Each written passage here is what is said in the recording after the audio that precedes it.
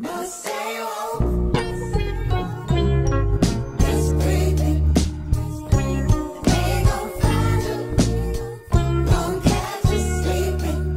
Oh, now stay home.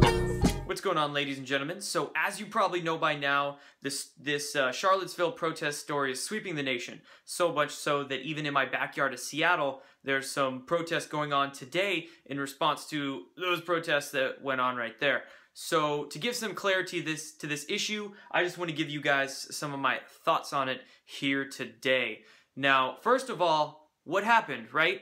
Well, a group calling themselves the Unite the Right movement got a few thousand people together to basically protest their right to free speech in Charlottesville, Virginia. And it was all headed by that guy, Jason Kessler, right there. Now, rather than listen to the corporate media and believe that it was a bunch of Nazi, KKK, white supremacist peoples getting together, I went to his Twitter himself and went back a few weeks to kind of get his own philosophies on life and whatnot, to see what it was all about, right? Rather than listen to the media. And honestly, you know, what I found was a very conservative-leaning dude. Now, there's a few maybe ideological differences that I have with the guy, and I'm sure there's some information that I could shed some light on for him, but I did not see a bigot. I did not see a racist. I saw a dude with his own philosophies on life that just wanted to get him and his friends together and voice their opinions in Charlottesville, Virginia, right? And that's what brings us to this second point. And as we know, those protests in Virginia turned very violent. So much so that there was even a black Dodge Challenger rammed into a crowd, blatantly on purpose. I mean, this thing was speeding. It did not slow down. So, you know, what really happened? Did these people just gather together to incite violence? I don't think that's the case. Because what's often the case at protests and things that go on like that is that there are paid provocateurs there. Whether they're private contractors, mercenaries, or, you know, paid to do these things, we know, and we have evidence of this, that there are paid provocateurs at protests around the country to simply incite violence and make things look bad.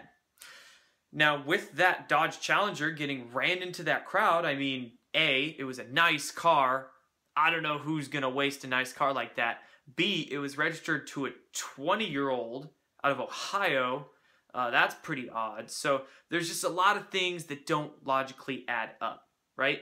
So I think we're safe to say that it was most likely, I mean, we don't know, but most likely the case that, yes, this was a purposeful thing done at an honest protest to take advantage of the situation, right? And that leads us to this point right here. The mainstream media, I don't even want to say the mainstream media, I want to say the powers that be. The elite, the cabal, they knew that this event was going to occur, and they saw an opportunity with it. They saw an opportunity to divide and conquer. Not only are they doing this, like I've written here, racially, right? They're labeling as everybody who attended and supported this protest as being white, alt-right, racist, nationalist peoples, and, you know, everybody against it as progressive, compassionate, well-thought-out liberal folk. Actually, liberal folk. Also, not only are they doing it racially, they're doing it politically as well. I kind of intertwine those. But they are using this, the mainstream media, the powers that be with their mainstream media talking heads, I should say, are using this to divide and conquer, to divide us racially, to divide us politically, to make one group of people hate the other group of people so we continue to go nowhere as a society and they can continue to reign, right? So that was done, and we see that playing out, especially on CNN, an article I just saw, you know, labeling this whole alt-right movement as a bunch of racist bigots.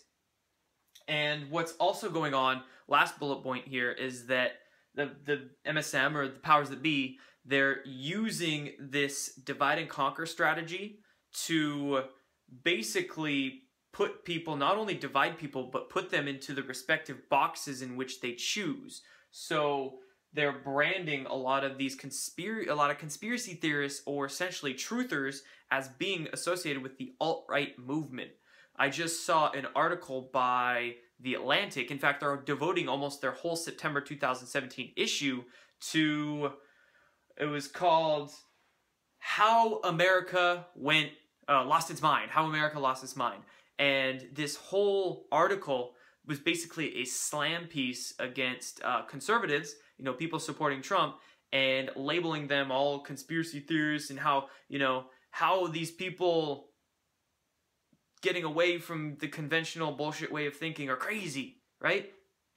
So that's what's going on with these protests. It just plays into the whole narrative that the powers that be want. They want to divide us so they can rule over us, but we can't let that happen. We cannot let this whole idea of division consume us. I was just watching a live video of this pretty southern patriot group that was at those protests yesterday. Bunch of thick accents, but they actually had some black dudes in their group. And we've got to understand that it's not about black versus white. It's not about liberal versus Democrat. We need to transcend those dualities, right? Understand that we're not going to be divided. We're not going to be put into boxes, and understand that it's one power we are all up against. It's that same power that's trying to divide us. It's that same power that not only infects the upper echelons of Democrats in political office, but they infect the Republican Party as well. And they're trying to incite all this violence against us, and we got to understand that it's not going to work, right? Through the power of the internet, through the power of people waking up, these protests are not going to be used to be infiltrated and divide us. So understand those things about these protests, and I'll talk to you guys soon.